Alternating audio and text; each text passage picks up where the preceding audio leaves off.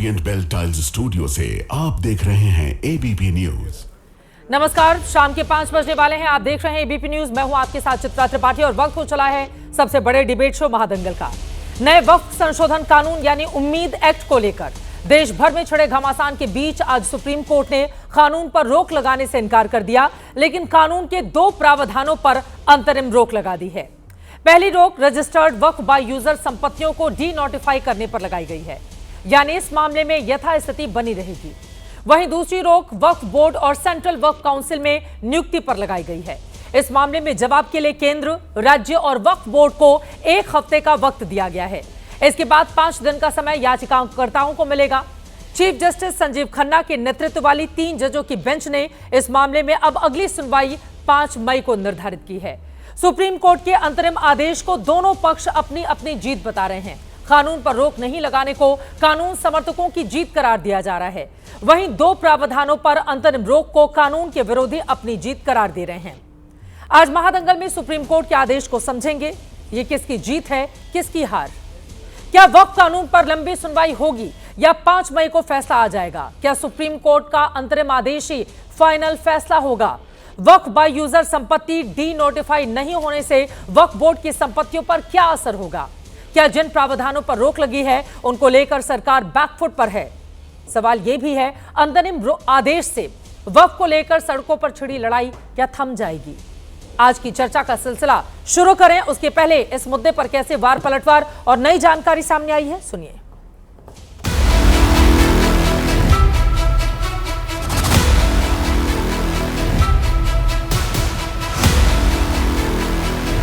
अदालत की तरफ से कोई रोक नहीं है। सॉलिसिटर जनरल ऑफ इंडिया ने स्टेटमेंट दिया है कि अगली तारीख तक वक्फ काउंसिल में और वक्फ बोर्ड में कोई अपॉइंटमेंट संशोधित कानून के हिसाब से वो नहीं करेंगे। दूसरी बात उन्होंने कहा कि जो वक्फ बाय यूजर हैं, जो रजिस्टर्ड हैं, गैजेटेड हैं, उनको डी नोटिफाई अगले आदेश तक नहीं किया जाएगा। हम पूरे उस बिल को उस एक्ट को अनकॉन्स्टिट्यूशनल मानते हैं। आपको पूरे उस कानून को समझने की जरूरत है। कई उसमें जो अमेंडमेंट्स के जरिए लॉ बनाया गया है, हम उसके आज भी मुखालिफत कर रहे हैं। हम पूरे उस बिल को उस एक्ट को अनकॉन्स्टिट्यूशनल मानते हैं। कानून के सिलसिले में जो बात आई है, हम उसका स्वागत करते हैं और हम ये समझ रहे हैं कि जो लोग ये चाहते हैं कि इनको वक्त दिया जाए, वो भागना चाहते हैं। जो अदालत का रुख था उससे वो मायूस हैं। इस बुनियाद के ऊपर वो इस तरीके का वक्त ले रहे हैं। हमें तवक्को है कि अदालत का रुख अपनी जगह के ऊपर सही होगा। आज नहीं, 1 हफ्ते के बाद बहस हो जाएगी। अंतरिम रिलीफ दिया है, उसके लिए माननीय उच्चतम न्यायालय का बहुत शुक्रिया।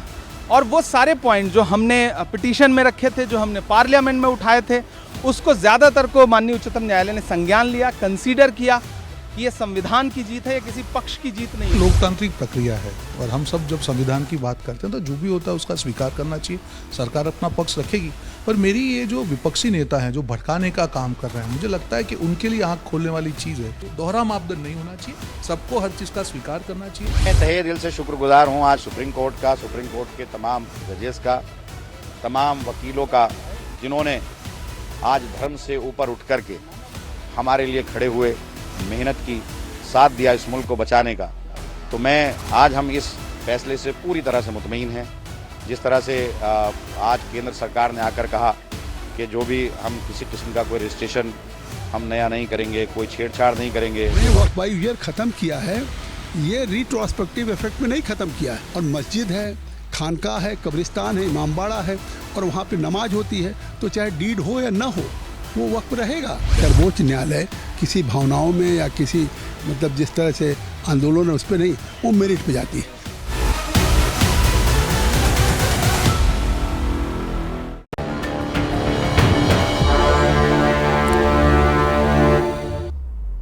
सुप्रीम सुनवाई, किसको राहत किसको झटका, कई ऐसे सवाल हैं जिसको लेकर बड़ी चर्चा करने वाले हैं।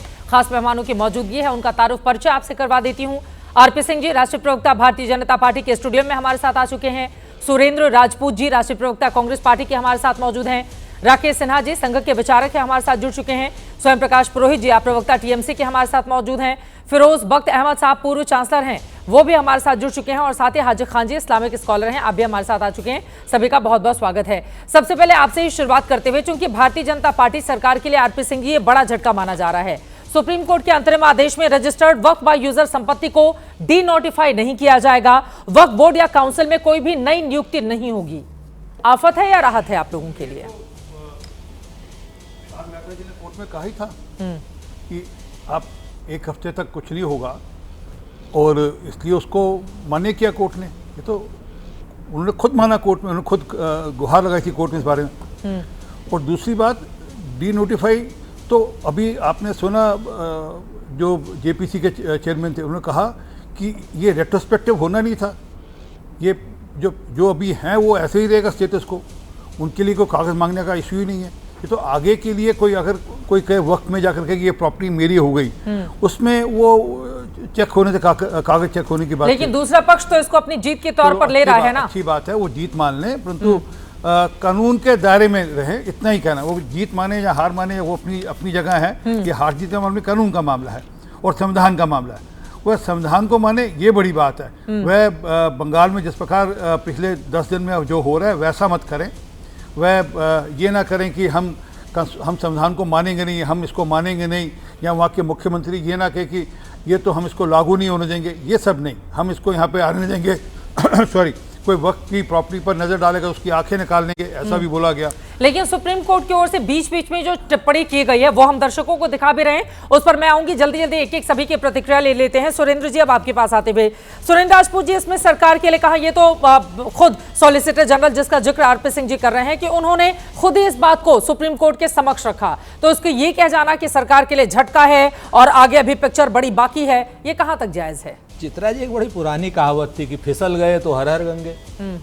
आज की डेट में आरपी सिंह जी, सॉलिसिटर जनरल नरेंद्र मोदी जी, अमित शाह जी कह रहे हमने तो कहा ही नहीं कभी। अरे आपने नहीं कहा तो भैया ये कानून लाए किस लिए? यही तो हम भी कह रहे थे कि आप वक्फ बाय यूजर को मत लगाओ।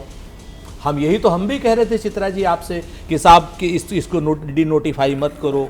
हम यही तो कह रहे थे, नए रजिस्टर क्या नाम, ये जो पुराने आपके डीएम को आप अधिकार दे रहे हो, जिसमें विवादित अगर कोई भी केस किसी भी तरीके से हो जाए उसमें डीएम उसको विवादित घोषित करके सरकार की संपत्ति बना ले।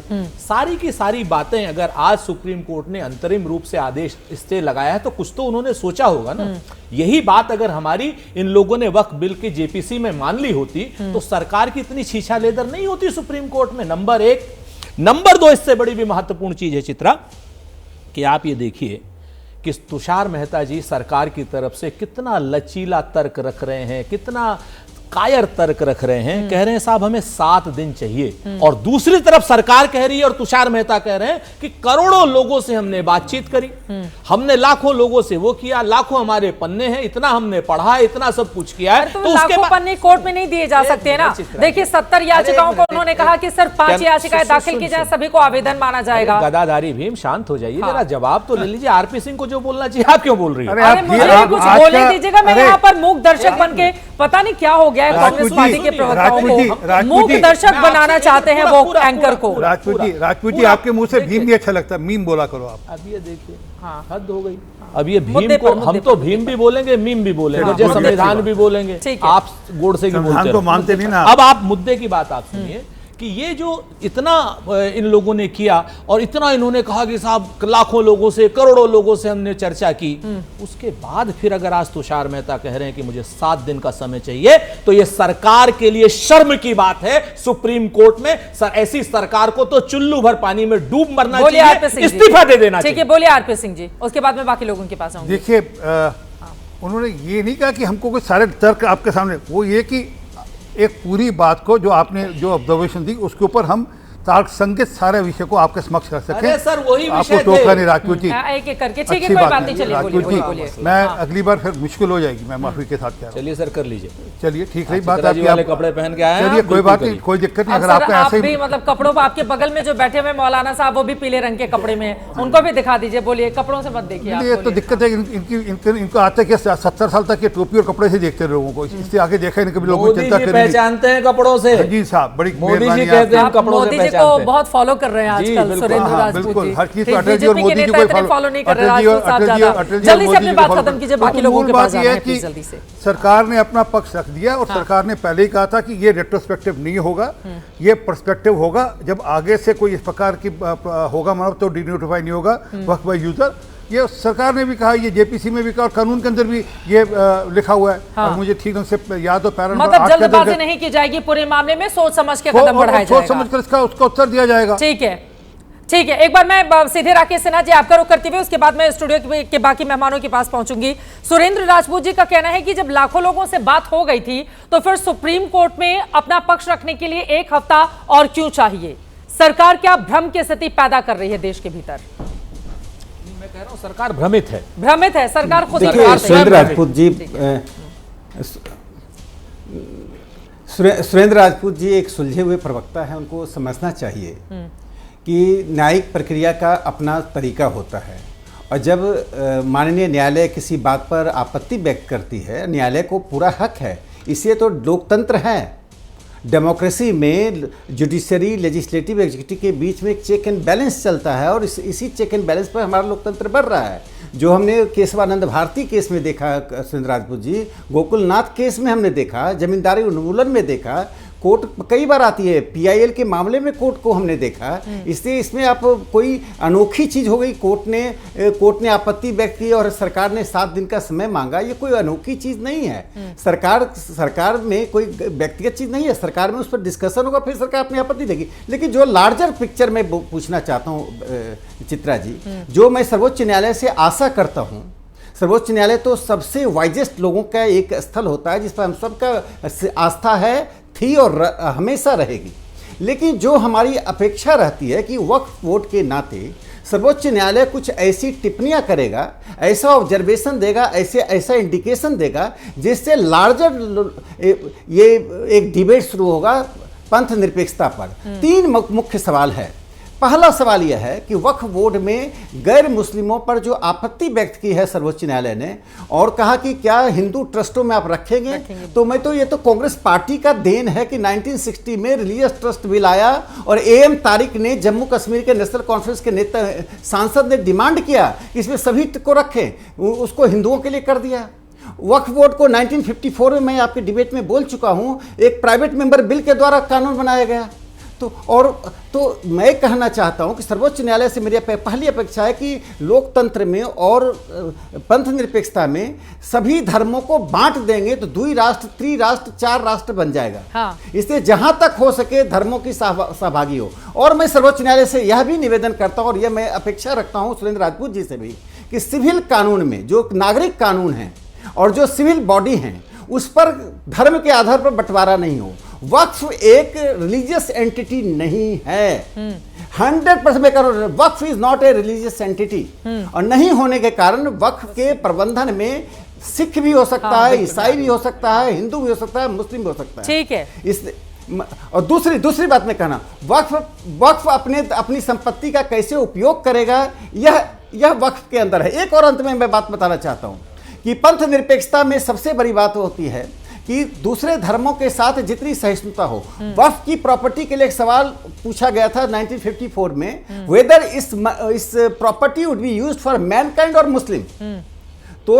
तो वैष्णव देवी की संपत्ति और तिरुपति की संपत्ति, मैं तो उस बोर्ड में रह चुका हूं, जब हम सड़क बनाते हैं, स्कूल बनाते हैं, पार्क बनाते हैं तो किसी धर्म के लिए नहीं बनाते हैं।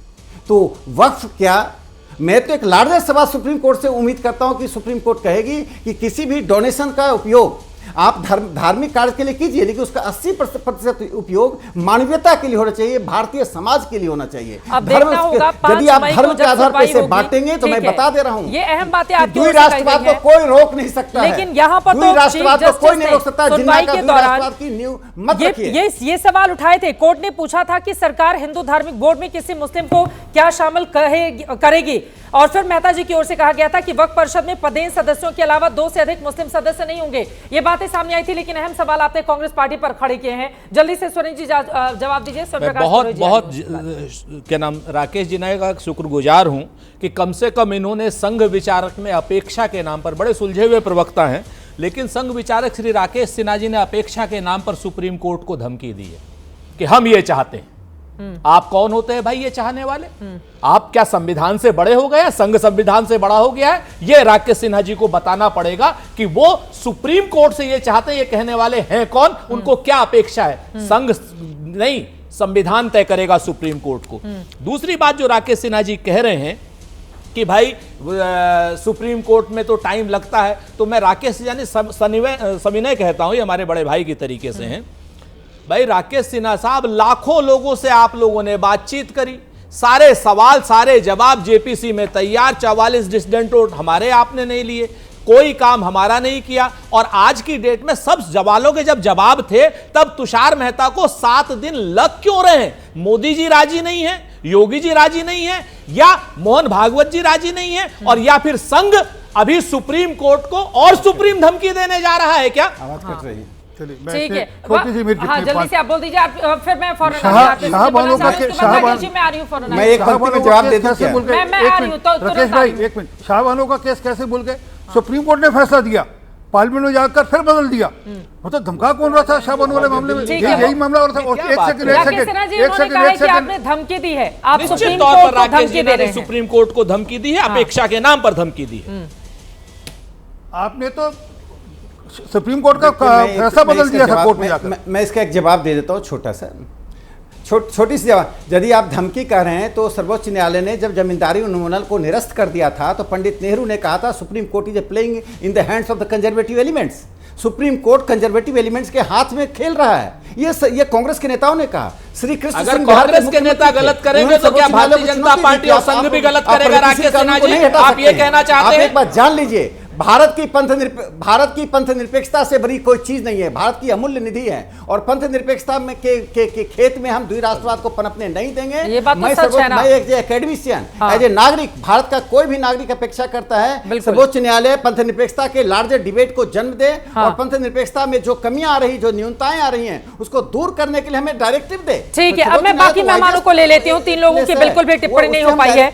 यकीनन आप ये बड़ी बातें कह रहे हैं। पश्चिम बंगाल में हम देख भी पा रहे हैं कि किस तरह से एक समुदाय को टारगेट किया जा रहा है और उनका प्लान भी हो रहा है। मुर्शिदाबाद से उनकी बात करने वाला भी कोई दिखाई नहीं दे रहा है। और ममता बनर्जी ने भी कल लंबा चौड़ा भाषण दिया। एक बार भी हिंदुओं का जो प्लान हुआ था उस पर कोई भी टिप्पणी दीदी की ओर से नहीं की गई। मैं स्वयं प्रकाश पुरोहित जी के पास आऊंगी, लेकिन फिरोज बख्श साहब आप जल्दी से बताइए, राहत है आफत है? नहीं, जल्दी से क्या, थोड़ा क्वालिटी टाइम मुझे भी देना बोलिए, पड़ेगा। पूरी क्वालिटी टाइम बोलिए आप। जब से ये वक्फ के अमेंडमेंट्स आए हैं चित्रा बहन, तब से मुसलमानों को गुमराह किया जा रहा है, डराया जा रहा है, दहलाया जा रहा है, भड़काया जा रहा है, भटकाया जा रहा है कि ए मुसलमानों, इस्लाम खतरे में है, तुम खतरे में हो, तुम्हारी मसाजिद चली जाएंगी, तुम्हारे मदारिस चले जाएंगे, कब्रिस्तान। ऐसा कुछ नहीं, बिल्कुल खतरे में नहीं है। वक्फ बोर्ड की 1 इंच ज़मीन ना मोदी जी ले सकते हैं, ना सरकार ले सकती है, ना कोई और ले सकता है। एक छोटा सा एग्जाम्पल देता हूँ, दिल्ली का देता हूँ। एक यहाँ पे रिंग रोड पे एक घटा मस्जिद है, उसकी मतलब सैकड़ों मीटर ज़मीन है। उस ज़मीन के आधे हिस्से पे मस्जिद बनी है, ठीक है, आधे हिस्से पे उस पर एक स्कूल चल रहा है। वो स्कूल जो है, नाम बता देता हूँ, क्रेसेंट स्कूल है। वो कितना किराया देता है? जो मार्केट रेट कम से कम 10 लाख रुपए देना चाहिए, 100 रुपए देता है। ऐसे एक एग्जाम्पल और देता हूँ। मेरा एक क्लासमेट है, ठीक है, वो मुझसे कहने लगा, यार फिरोज ये क्या चक्कर है वक्फ का? मैंने कहा क्या परेशानी है तुम्हें? कहता है जी पुरानी दिल्ली में बहुत बड़ा मेरा गोडाउन है।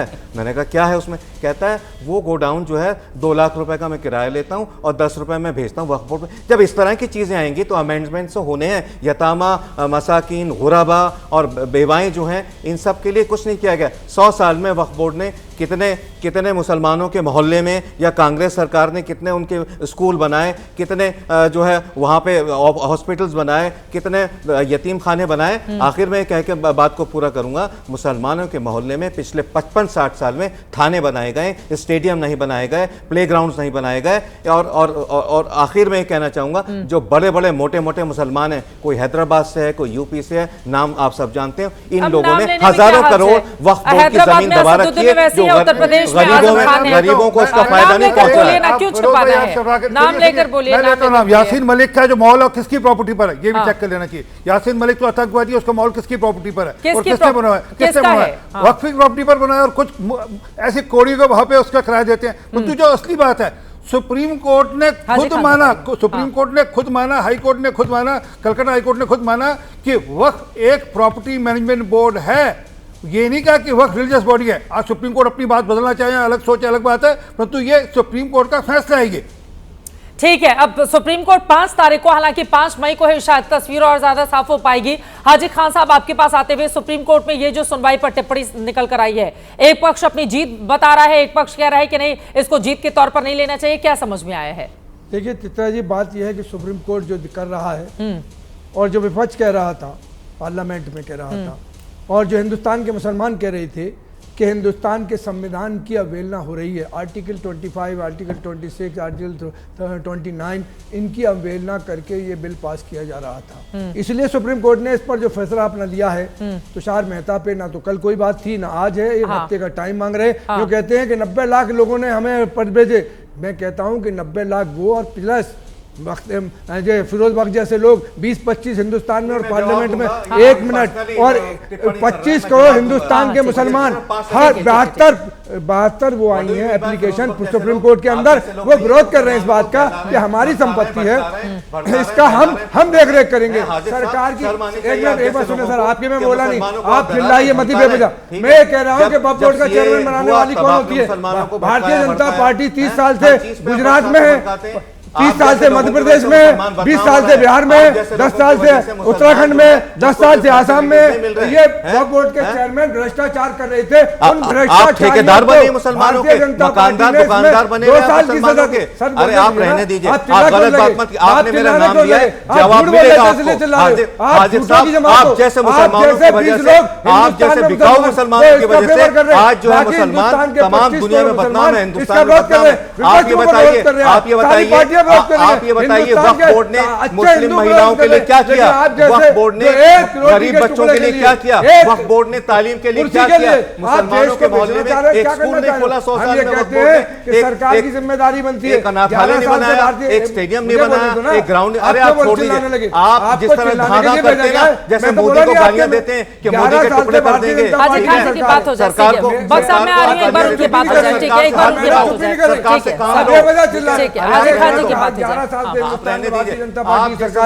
मैं ये पूछता हूँ कि 11 साल में सरकार ने योजनाओं में क्या मुसलमानों के लिए स्कूल खोले, कितने हॉस्पिटल खोले, पिछड़ों के लिए कितनी मदद की, ये बताएं देश के लिए। हमारी प्रॉपर्टी हम वक्फ कर रहे, उसमें गरीबों को, मिस्किनों को, यतीमों को, बेवाओं को, मुसाफिरों को उसमें मदद की जाती है। लेकिन इनके पार्टी के लोग भ्रष्टाचारी बैठे हुए थे, अल्लाह से तौबा करिए, अल्लाह का शुक्र अदा कीजिए कि आप पाकिस्तान में पैदा नहीं हुए, आप ईरान में पैदा नहीं हुए, आप अफगानिस्तान में पैदा नहीं हुए। एक एक करके बोलेंगे तो शायद ज्यादा बेहतर समझ पाएंगे। ठीक है, एक एक करके ठीक है, एक एक करके अपनी बात रखेंगे, एक एक करके अपनी बात रखेंगे तो ज्यादा बेहतर समझ में आ पाएगा। प्लीज एक एक करके सर, एक एक करके दोनों लोग बोलेंगे सर, समझ में नहीं आएगा, दर्शक भी कंफ्यूज हो जाएंगे, दर्शक भी कंफ्यूज हो जाएंगे। इसलिए ठीक है,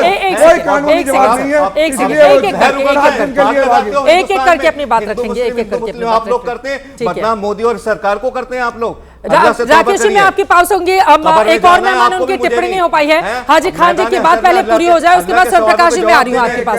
ठीक है, बख्श साहब प्लीज एक एक करके दोनों लोग बोलेंगे सर, समझ में नहीं आएगा। प्लीज ठीक है, बख्श साहब प्लीज, बख्श साहब प्लीज।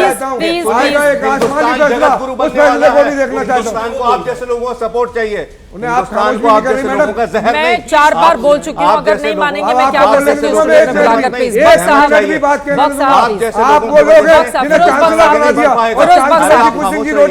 अरे दोनों लोग बोलेंगे, समझ में कैसे आएगी? एक सेकेंड, देश की सारी पार्टियां इसका विरोध कर रही है, छोड़ भारतीय जनता पार्टी और उनके एजेंटों को छोड़कर हिंदुस्तान का हर नागरिक वक्फ बोर्ड के इस बिल को विरोध कर रहा है, उनके संविधान के खिलाफ है, धाराओं के खिलाफ है, भारतीय संविधान की अवहेलना हो रही है, इसलिए इसका विरोध किया जा रहा है। हम ये कहते हैं सुप्रीम कोर्ट को हमें भी सुनना है, 72 एप्लीकेशन आई है, कोर्ट को, सरकार को भी सुनना है। सरकार के पास कोई जवाब नहीं है, सुप्रीम कोर्ट में जो भी फैसला आया है, जो भी भाग लिए इसमें मोदी जी से, योगी जी से, सुप्रीम कोर्ट जो भी फैसला लेगा सही मैं क्या जवाब दूं? उनके पास जवाब खुद नहीं है। ठीक है, दोनों लोग बोलेंगे सर, समझ ही में नहीं आ रहा है कि कौन क्या कहना चाह रहा है। प्लीज ऐसे तो नहीं हो पाएगी ना डिबेट। एक एक करके अपनी बात रखेंगे तो मुझे लगता है कि ज्यादा बेहतर तरीके से हम समझ पाएंगे। ठीक है, बिल्कुल, कम से कम टोके जब एंकर तो उस समय चुप हो जाना चाहिए, मैं ये गुजारिश करती हूँ। ठीक है। अच्छा कोई नहीं, अब वो अब आपका नाम नहीं लेंगे, अब आगे वो आपका नाम नहीं लेंगे। ठीक है सर, अब आगे बढ़ते हैं, थोड़ा तथ्यों पर बात करेंगे, तथ्यों पर बात कर लेंगे, पर्सनल व्यक्तिगत टिप्पणी नहीं करेंगे। स्वयं प्रकाश पुरोहित जी सीधे आपके पास आते हुए, स्वयं प्रकाश पुरोहित जी, देखिए जो वक्फ कानून का समर्थन करने वाले लोग हैं उनका तो यही कहना है ना कि देखिए पश्चिम बंगाल में क्या हो रहा है, जिस द्विराष्ट्र सिद्धांत की बात कर रहे थे अभी राकेश सिन्हा जी, पश्चिम बंगाल में एक वर्ग दूसरे वर्ग को पलायन पर मजबूर कर देता है, वहां पर बाप बेटे की भीड़ किस तरह से नृशंस हत्या करती है उसकी तस्वीरें देखकर आदमी विचलित होता है। हाँ आप दिखा रहे हैं वो भी दिखाइएगा सर, आप मेरा सवाल भी सुन लीजिए, समझ में नहीं आ रहा है ना, वो दिखाई नहीं दे रहा है मोबाइल कैमरे से क्या बताना चाह रहे हैं। स्वयं प्रकाश पुरोहित जी, अगर हम सभी को साथ में लेकर चलेंगे तो सभी की बात होनी चाहिए ना। वक्फ कानून के नाम पर हम देख पा रहे हैं पश्चिम बंगाल में क्या हो रहा है, मामला सुप्रीम कोर्ट में है, सुप्रीम कोर्ट ने 2 मामलों को लेकर अंतरिम आदेश दिया है, उसके बावजूद शांति नहीं हो पा रही है। पुरोहित साहब और क्या दिखा रहे हैं आप, ये भी बता दीजिए, समझ में नहीं आ रहा था जी। अब मुझे थोड़ा समय दीजिए जी।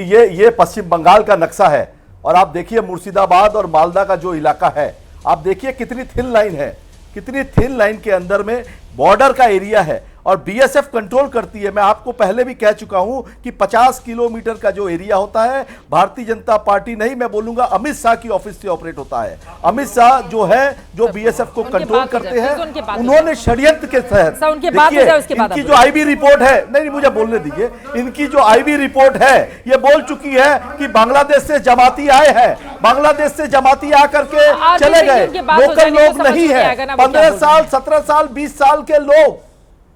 बोलिए आप स्टूडियो में चिल्लाएंगे अगर इस तरह से। देखिए पश्चिम बंगाल को दिखाया गया है, ये पूरा का पूरा आप सिनारियो समझिए। वो बाप बेटे की जो हत्या करवा दी उसका बारे में बताइए, बाकी छोड़िए।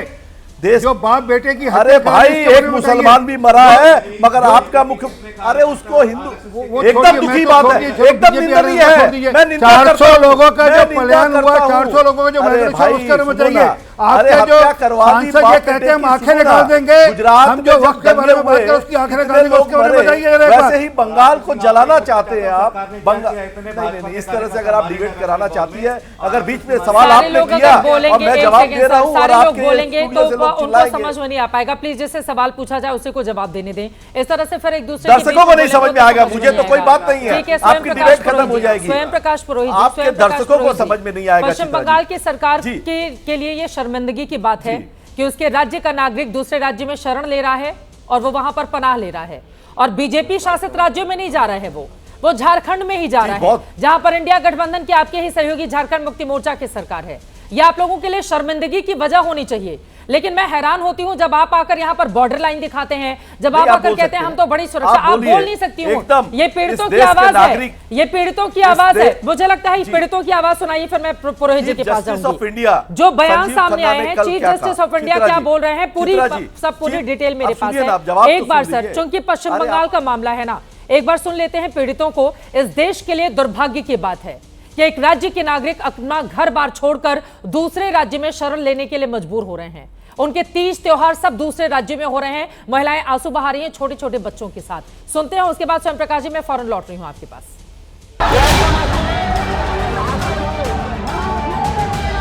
हम लोग चाहता है जो शांत हो जाए, और जो बाहर से कोई आके तांडव करेगा ये हम नहीं मानेगा। हम सीधा बोलते हैं आपको, ये ना इस बार आगे हिंदू या मुसलमान हो, इधर आके कोई अगर तांडव करेगा ना, इस बार हम नाम नहीं छोड़ेंगे उन लोग को। वो लोग शांति चाहता है।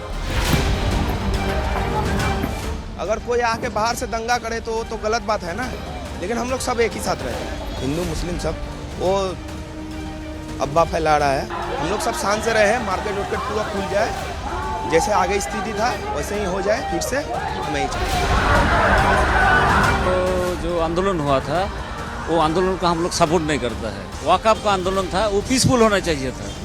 जो भी हुआ है गलत हुआ है। वाकफ के नाम पर जो लूटपाट हुआ है, ये लूटताज हम लोग हिंदू मुसलमान कोई नहीं चाहता है, हम लोग शांति से रहना चाहते हैं। एंटी सोशल आदमी है, कौन है उसको निकालना पड़ेगा ढूंढ के। हिंदू हो मुस्लिम हो, वही मानवता का दुश्मन है। किसी का जात नहीं होता है, जो तोड़ फोड़ करता है, जो दुकान को जलाता है, उसका कोई धर्म नहीं होता है, उसको एंटी सोशल ही कहा जाता है। एंटी सोशल होगा, कोई भालू लोग नहीं करेगा। जो सोशल इंडिया सोशल है आसपास का, उसी का राहत होगा।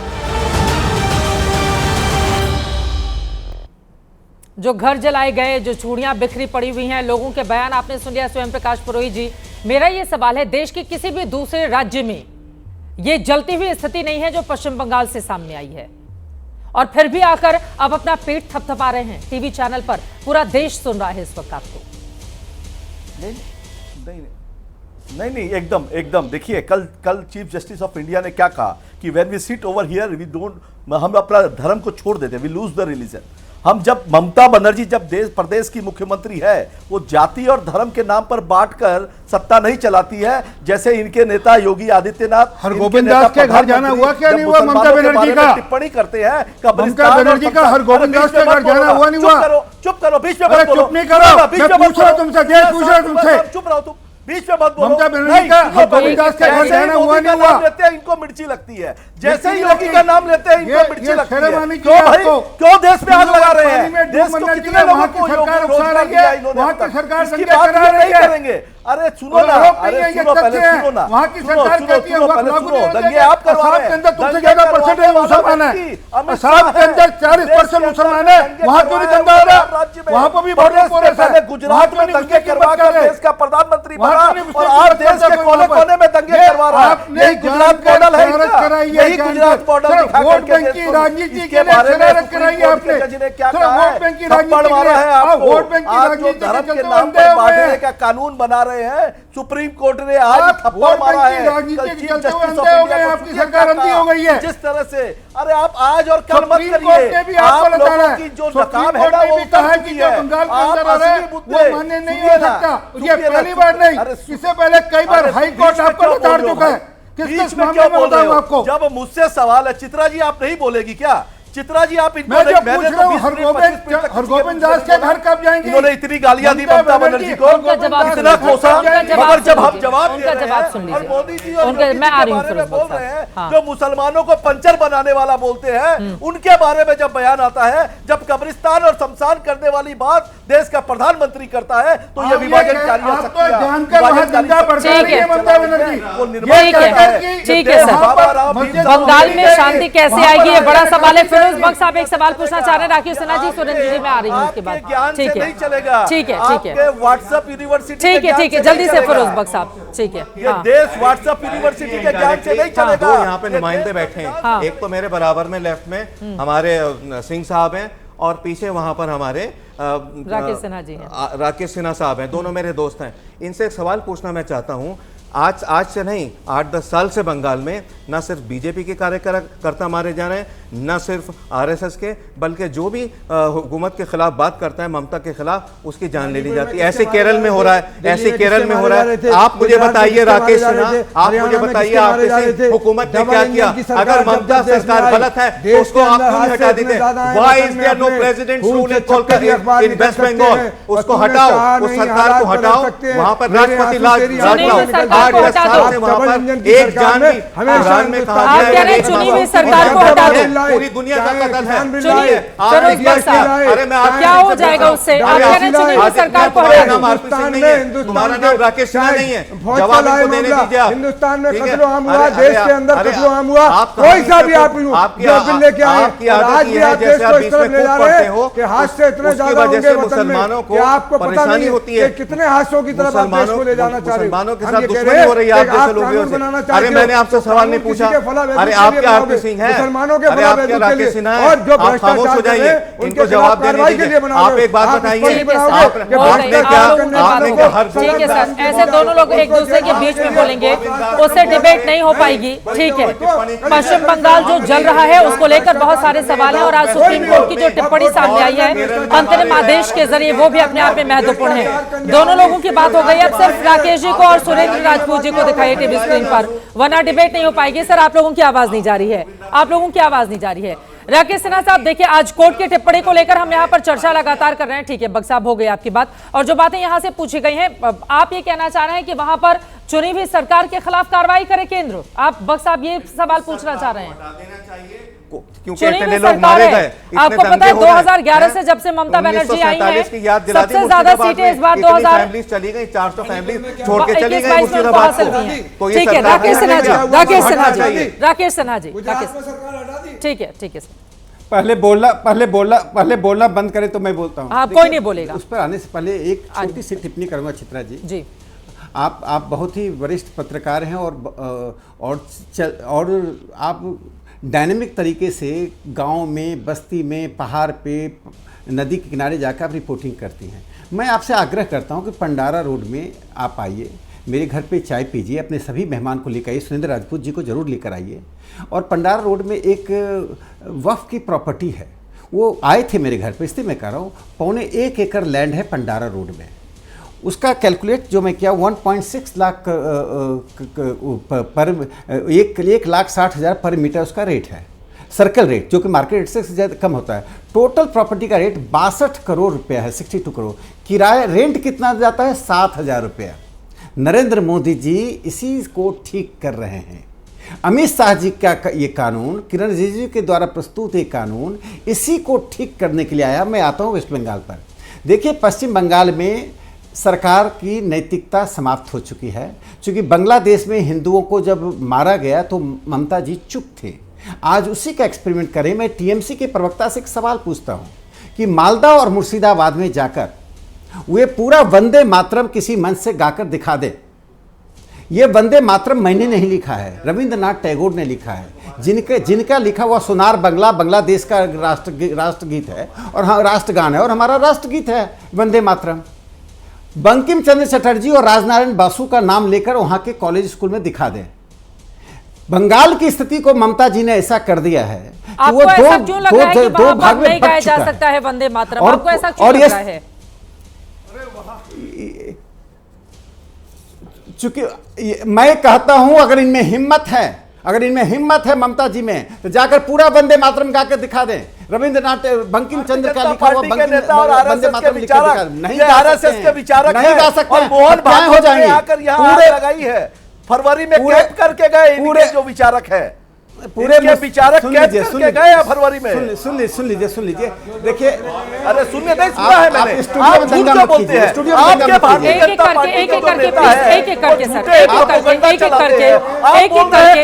अरे भाई स्वयं प्रकाश पुरोहित जी, भारत माता की जय के नारे लगाने के एवज में हमने विरोध देखा है, और जय फिलिस्तीन के नारे तो हमने संसद भवन में लगते हुए देखा। आप लोग क्या बात करेंगे? आप लोग क्या बात करेंगे? है इस देश में ऐसा, है इस देश में स्वयं प्रकाश पुरोहित जी ऐसा जय फिलिस्तीन के नारे लगाते हुए लोग गर्व का अनुभव करते हैं संसद में, और भारत माता की जय के नारे लगाओ तो कहते हैं सांप्रदायिक नारा है। क्या बोलेंगे आप इस तरह से? आपकी सोच ने आसाम और त्रिपुरा को जलाया है, एक बार बंगाल को जलाया है, राकेश की बात खत्म होगी, मणिपुर को जलाया है, आपकी सोच ने कश्मीर को जलाया है, और आपकी सोच ही बंगाल को जलाने के लिए आगे बढ़ रही है। आपकी सोच है, कश्मीर होकर आइएगा। बीजेपी आरएसएस पर तो मैं नहीं जाऊंगी, लेकिन कम से कम 2014 में हम लोगों को जितनी मुश्किलों का सामना कश्मीर में रिपोर्टिंग के दौरान करना पड़ता था, अब पूरी रात भर अगर हम लाल चौक पर खड़े होकर रिपोर्टिंग करेंगे नहीं होगा।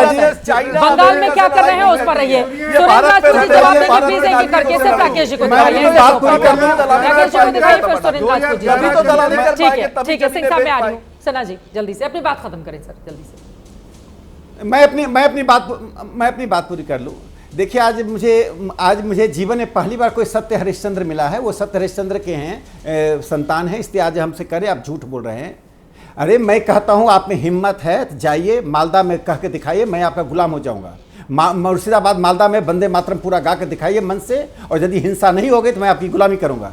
क्या बात कर रहे हैं? दो राष्ट्र में बांट चुका है ममता बनर्जी। ममता बनर्जी सांप्रदायिकता की घोर एजेंट हैं। ममता बनर्जी की सरकार को रहने का कोई अधिकार नहीं है। हत्या की राजनीति, हिंसा की राजनीति, षड्यंत्र की राजनीति वो करती हैं और करवा रही हैं। वही टीएमसी के प्रवक्ता हैं, स्टूडियो में बैठ के कर रहे हैं। मैं जो बात कर रहा हूँ, वक्फ कानून में एक इंच भी गलत नहीं है, एक राय भी गलत नहीं है। मैं तो कहता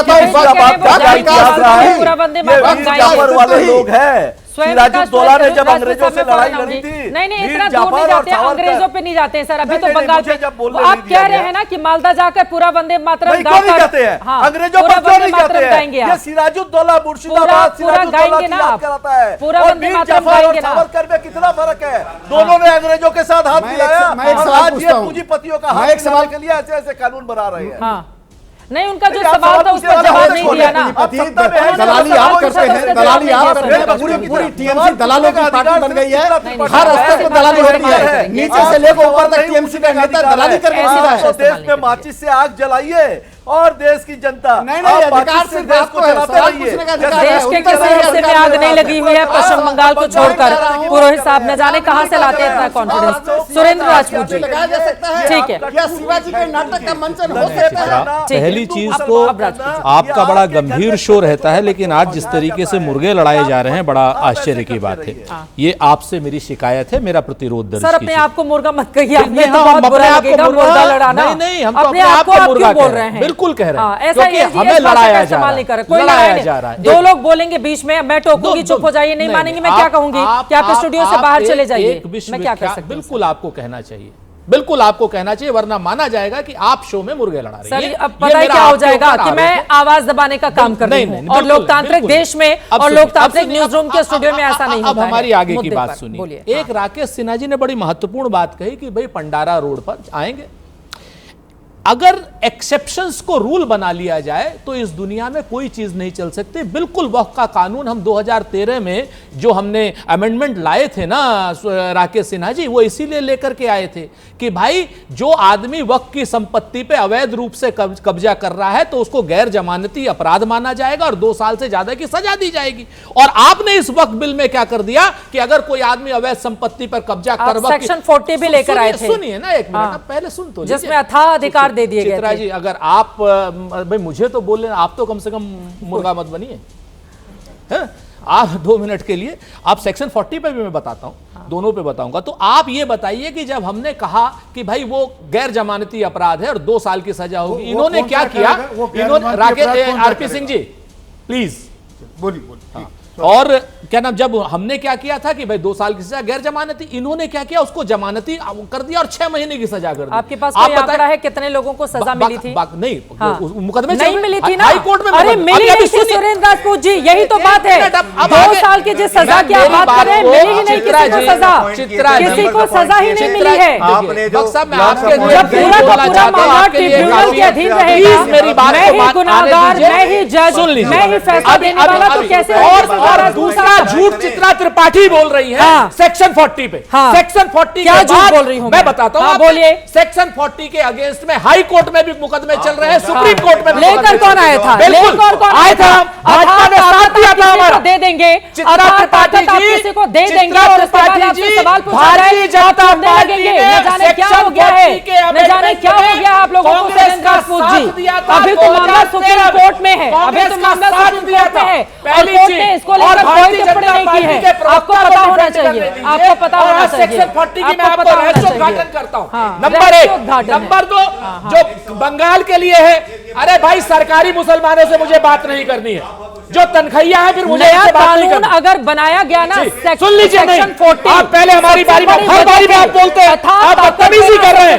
आप बदतमीजी कर रहे हैं, आराम से आप बदतमीजी कर रहे हैं, पूरी इज्जत कर रहे हैं मैं आपकी, लेकिन आप सरकारी बंद कर रहे हैं, बिल्कुल गलत कर रहे हैं आप, हर चीज में बीच में हो जाए उसके बाद आराम से बैठ जाइए, तनखैया है, मैं दोबारा से कहता हूँ, बचा लीजिए आप, प्लीज सर, आराम से आप बचा लीजिए। बात करते हैं हर चीज में बीच में बोलना, जब मैं किसी के बीच में नहीं बोला, हर चीज के बीच में आप कोई नहीं बोल रहा है, ये देख रही है, ये है मुद्दे लड़ाना। आज की डेट में भारतीय जनता पार्टी के लोग पूरी तरीके से एक्सपोज हो गए हैं, बोलना नहीं चाहते।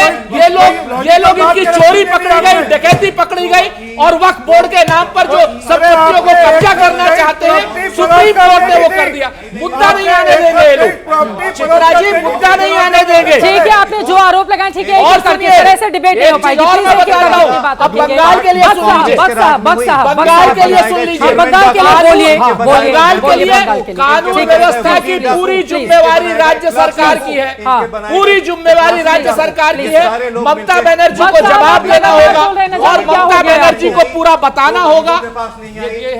अब मैं उनको चुप करा रही हूँ, वो नहीं मानने में क्या कह सकती हूँ।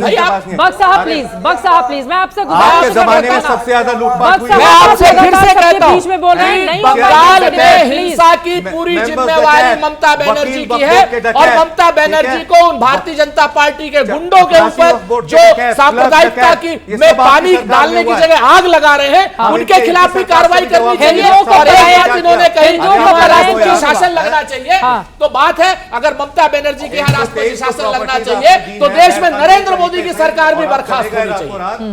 नरेंद्र मोदी जी की भी सरकार बर्खास्त होनी चाहिए। बंगाल में तो जल रहा है, इस वजह से वो मांग कर रहे हैं नरेंद्र मोदी की सरकार को बर्खास्त होनी चाहिए। संभल में हो, चाहे नागपुर में हो, चाहे मध्य प्रदेश में हो, हर जगह पे आग लगी हुई है। कांग्रेस के राज संभल में आग लगी हुई है। संभल में क्या आग लगी हुई है? संभल में क्या आग लगी हुई है? आपने मुसलमानों को वोट के ऊपर जिस तरीके से तांडव हुआ, 2 लड़के गोलियां चली है वहां। प्रयागराज में जिस तरीके से आग लगी रामनवमी के दिन, रामनवमी के दिन आग कौन लगाता है? ये भी देखना होगा ना। रामनवमी के दिन आग लगाने कौन आता है? प्लीज फिरोज बख्श, एक सेकंड सब लोग शांत रहे। बख्श साहब आप बोल लीजिए, फिर मैं बाकी लोगों को बोलूं। नहीं, मुझे एक छोटी सी सर, आप सबके बीच में बोलेंगे ना, मेरे लिए तो फिर बड़ी मुश्किल हो जाएगी। उनको बोलने दीजिए, वो किसी और को बोलने नहीं दे रहे हैं, वो किसी और को बोलने नहीं दे रहे हैं। बख्श साहब आप सबके बीच में बोल रहे हैं, बख्श साहब सबके बीच में, और आपके लिए नहीं बोला हूँ, किसी के लिए नहीं बोलोगे आप। नहीं नहीं, आप धमकी देंगे हमें। ऐसे डिबेट नहीं हो सकती है, ऐसे डिबेट नहीं हो सकती है प्लीज। मैं बहुत देर से सोच रही थी। एक सेकंड सर, बख्श साहब आप लगातार सबके बीच में बोल रहे थे, मैं कितनी कोशिश करूंगी आपको चुप कराने की। आप लगातार सबके बीच, आप राजपूत जी के भी बारे बीच में बोले हैं, आप उनके बीच में भी बोले हैं। सर अपनी अपनी बारी में बोले ना, ये सही बात है। इस तरह की डिबेट नहीं होनी चाहिए प्लीज सर, ऐसा नहीं हो सकता। छोटा सा सवाल नहीं है आपका, एकदम 5 मिनट का सवाल है, मैं क्या कर सकती हूँ? बोलिए जल्दी से, अपनी बात खत्म कीजिए, उसके बाद प्लीज आप किसी के बीच में मत बोलिएगा। बहुत प्यारे भाइयों, एक बात बता दीजिए, कांग्रेस के राज में जितने भी चेयरमैन बने वक्फ बोर्ड के सबसे बड़े डकैत, जितने वकील बने सबसे बड़े डकैत, जितने मेंबर्स बने सबसे बड़े डकैत, जितने उनके क्लर्क्स बने सबसे बड़े डकैत, जितने उनके चपरासी बने सबसे बड़े डकैत। ये जो 9.5 लाख एकड़ जमीन है, इन्हीं लोगों ने खुद बुर्द की है। ये आपके राज में हुआ। 40-45-60 साल। अगर आपका हो गया क्या ये बताइए, क्या उसका अफसोस? ठीक है, अब जवाब ले लेते हैं। राजपूत साहब आप जवाब दीजिए। लालू प्रसाद यादव ने तो कहा था ना 30 सेकंड। बोलिए बोलिए बोलिए। हाजी खान जी, कहाँ गया वो फंड? ठीक है, शांत रहिए। को कहाँ गया वो फंड? जवाब तो ले लीजिए। मैं खुद भुक्तभोगी हूँ। सुन लीजिए, आप जवाब नहीं ले रहे। मेरी वालदा 50 रुपए लाती थी वक्फ बोर्ड दरियागंज से। भाई जवाब तो सुन लीजिए। मैं पर्सनल नहीं बोल रहा हूँ। नहीं, जवाब तो सुन लीजिए। बोलिए। ये शर्म की बात है, एक क्या नाम, एक विश्वविद्यालय के चांसलर की क्या नाम मदर को अगर 50 रुपए लेने पड़े तो उसके बेटे के लिए शर्म की बात है। एक मिनट, तो ये मैं आपको बताता हूँ, आज की डेट में अगर किसी की माँ भीख मांगे या बर्तन मांगे, उसका बेटा मुख्यमंत्री हो और एक का क्या नाम वाइस चांसलर बेटा हो और उसकी माँ 50 रुपए ले, तो ये तो शर्म की बात है। अब आप आ जाइए। देखिए सुरेंद्र राजपूत जी, ये वो अपने बचपन की बात कर रहे हैं और एक ही बात है। अब आज भी इस देश में नहीं, राजपूत जी इस तरह की टिप्पणी ये बिल्कुल गलत बात है। इस तरह की टिप्पणी राजपूत जी बिल्कुल गलत बात है। नहीं, इस तरह की टिप्पणी बिल्कुल गलत बात है। ये कहना आज भी बहुत सारी ऐसी महिलाएं हैं जो बर्तन मांजती हैं मजबूरी में अपना परिवार चलाने के लिए, ये तो बहुत गलत बात है सर। ये बहुत, आप होंगे पैसे वाले, अभी भी देश में बहुत सारे ऐसे लोग हैं, ये तरीका नहीं हो सकता। हाजी खान जी जल्दी से क्लोजिंग कमेंट, जल्दी से। किसी की गरीबी का मजाक हो रहा है। बिल्कुल कोई मजाक नहीं बनेगा, ये गलत बात है। मैं विरोध गरीब है, आप भी कोई अमीर नहीं, हम भी कोई अमीर नहीं, सब गरीब थे, सब गरीब थे। हम अपनी गरीबी बेचते हैं, आप लोग बेचते हो गए अपनी गरीबी। क्लोजिंग कमेंट जल्दी से। हमें भी ले लो एक कभी तो बोले।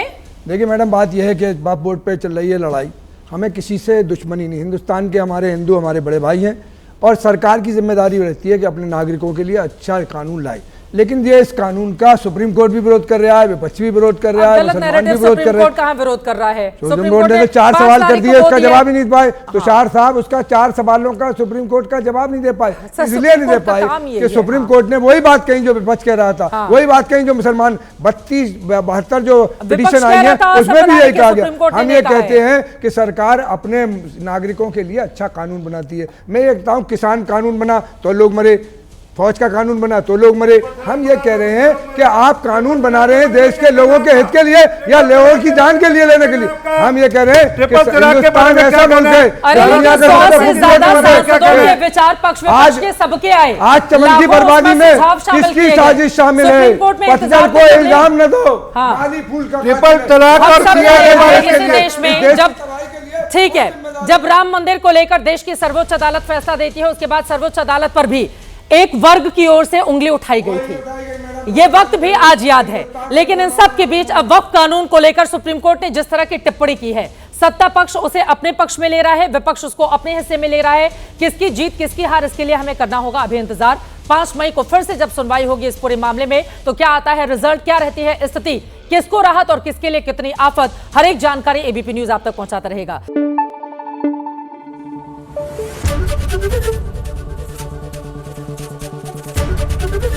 एबीपी न्यूज आपको रखे आगे।